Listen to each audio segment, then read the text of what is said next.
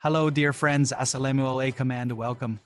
Thank you all for coming. I'm happy to share with you a very special story today. I hope you'll listen with open hearts because it's one of those real stories that makes us think. I trust this tale, a true story, will touch you and teach us something important. So get comfortable, take a deep breath, and let's travel together. Through this real story I am about to tell. What if a simple black cat walking into your house could turn your world upside down and nobody believes your story? Keep listening. Some real stories are stranger than fairy tales. This is one of them, and it happened to a friend just like you or me. The title of today's story is A Black Cat and a Haunted Night. This is a story of one of the sisters from North Africa. She contacted me on my WhatsApp number. She said, I had a strange experience.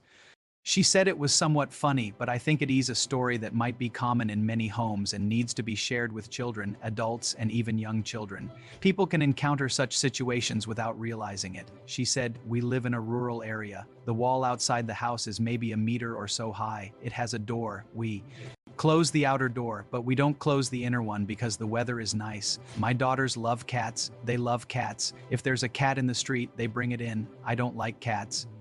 My daughters bring them in and treat them like they're cute, feeding them. One day, a black cat came into the house. It was bothering me in the house and giving me looks I didn't like. I told my children to keep her away from me. The girls were so cute with her, so we started locking the doors, but she'd come in through the windows. This cat was a real nuisance. Ever since anyone opened the door, she'd be in the kitchen, shouting and eating in such an annoying way. One day, I told my husband to take her somewhere. He took her to a place far away, a place he didn't know, maybe more than 10 kilometers.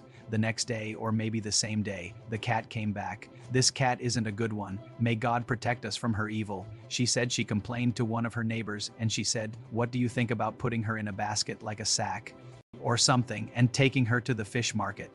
First, at the fish market, you'll find food to feed her there, and then we'll release her.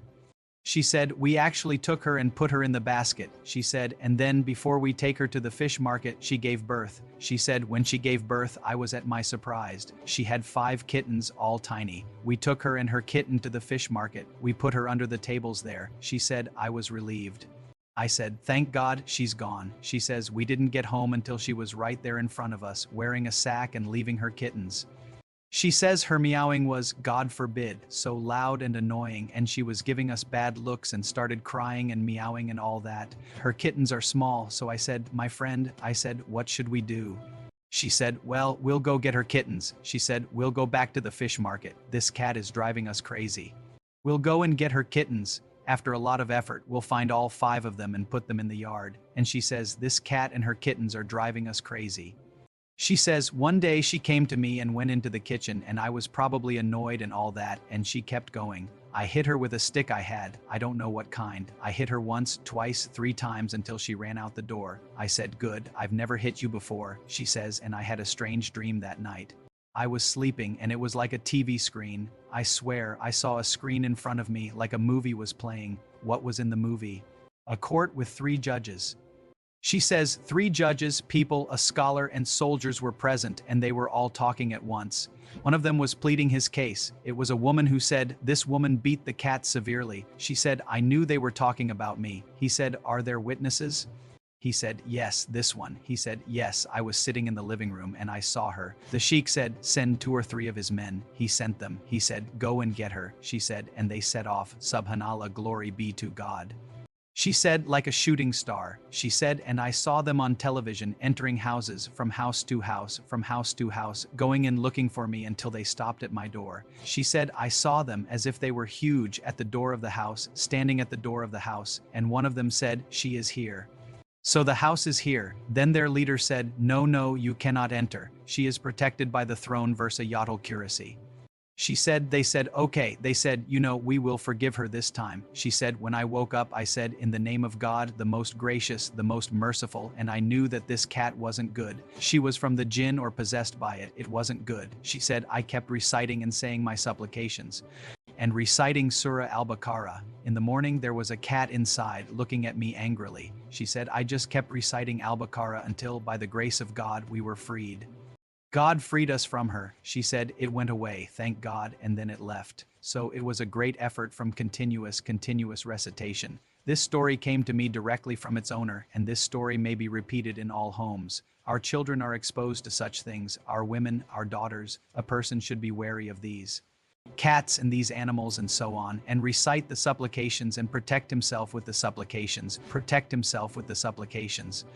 Also, a similar story, so that the benefit is complete. I know someone who told me himself, he said, first, we didn't go down to the neighborhood in a district where they have such a young man who said, we had a cat, but it was always coming and going. We didn't have one.